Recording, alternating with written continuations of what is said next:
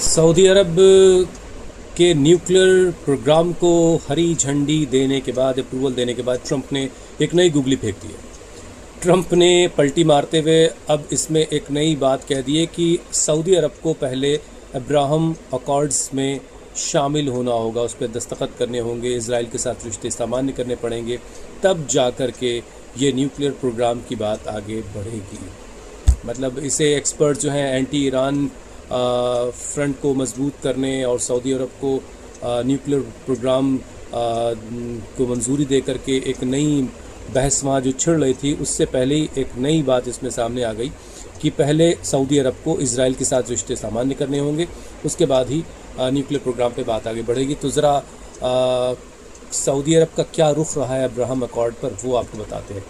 देखिए, सऊदी अरब जो है सबसे महत्वपूर्ण उसके लिए ये मुद्दा रहा है अब्राहम अकॉर्ड का। 2020 से 2023 के बीच वो लगातार अब्राहम अकॉर्ड में शामिल होने से इनकार करता रहा।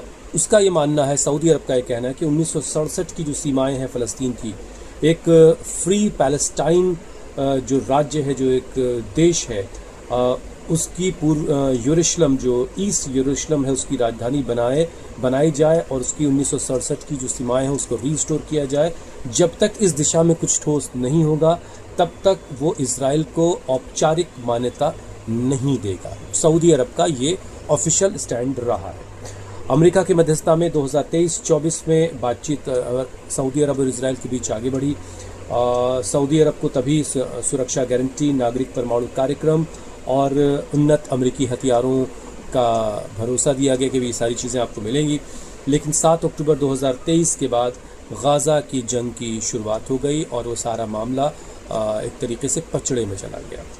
अब जो मौजूदा स्थिति वो ये है कि सऊदी अरब फ़लस्तीन में शांति चाहता है, गाज़ा का स्थायी समाधान चाहता है और फ़लस्तीनी राज्य की दिशा में फ़लस्तीन राज्य कैसे बनेगा इस डायरेक्शन में कोई जब तक भरोसेमंद बात ना हो तब तक इसमें उसका आगे बढ़ना मुश्किल है। मतलब ये कि बहुत मुश्किल हालात एक तरीके से कर दिए हैं ट्रंप ने सऊदी अरब के लिए। बहरहाल कतर अब्राहम अकॉर्ड में शामिल नहीं है, लेकिन इजराइल के साथ उसके कुछ संपर्क रहे। कुवैत स्पष्ट रूप से इजराइल को मान्यता देने का विरोध करता है और ओमान इजराइल के साथ संपर्क बनाए रखा है उसने, लेकिन अब्राहम अकॉर्ड का हिस्सा नहीं है।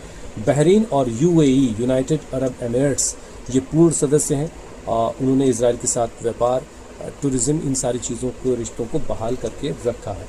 तो मतलब ये हुआ, बहरीन, सूडान, मोरक्को और संयुक्त अरब अमीरात, ये सारे अब्राहम अकॉर्ड में शामिल हो चुके हैं। अब सऊदी अरब के लिए पेंच फंस गया है।